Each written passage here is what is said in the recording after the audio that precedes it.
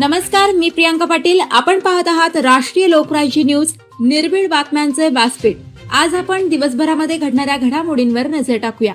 चला पाहुणं, आपल्याला जायचंय. पण कुठे जायचंय? टाकळी ढोकेश्वरच्या हॉटेल वैष्णवी मध्ये जायचंय. म्हणतात तिथे खूप छान जेवण मिळतं. चला तर मग जाऊया. पारनेर तालुक्यातील टाकळी ढोकेश्वर येथील सुप्रसिद्ध हॉटेल म्हणजे वैष्णवी हॉटेल. या हॉटेलची चवच लई न्यारी. पाहुणं, एकदा या. हॉटेलची चवच लई न्यारी. अस्सल मांसाहारी प्रेमींच्या जिभेचे चोचले आता पूर्ण होणार. ते फक्त हॉटेल वैष्णवी मध्ये. या ठिकाणी सर्व प्रकारच्या पार्टीच्या ऑर्डर स्वीकारल्या जातील. प्रोप्रायटर संतोष रंगनाथ ठाणगे. संपर्कासाठी मोबाईल नंबर 8830578505. या हॉटेलचा पत्ता नगर कल्याण हायवे, पारनेर चौक, टाकळी ढोकेश्वर, तालुका पारनेर, जिल्हा अहमदनगर.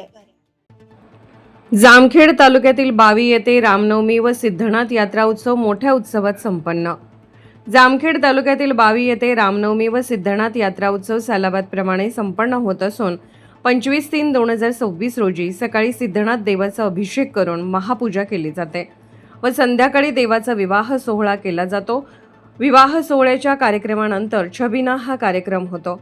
पालखी मिरवून देवाची 5 वारी घेतले जातात व संध्याकाळी काळभैरवनाथ कथा हा सांस्कृतिक कार्यक्रम मोठ्या उत्साहात संपन्न झाला.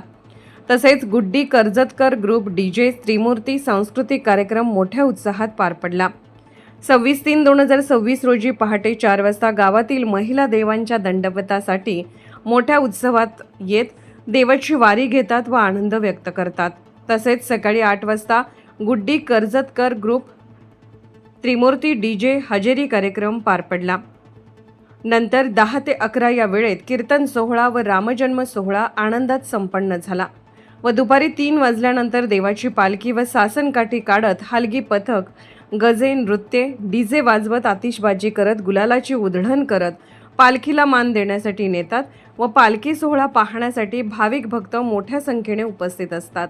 संध्याकाळी 7 वाजता महाआरती संपन्न झाली व महाराष्ट्राची गौरवगाथा ऑर्केस्ट्रा हा सांस्कृतिक कार्यक्रम मोठ्या उत्साहात पार पडला. या कार्यक्रमाला पंचक्रोशीतील ग्रामस्थांनी व महिलांनी उपस्थिती दाखवली.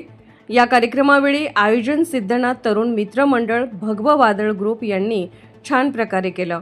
जामखेड तालुका प्रतिनिधी अमृत कारंडे.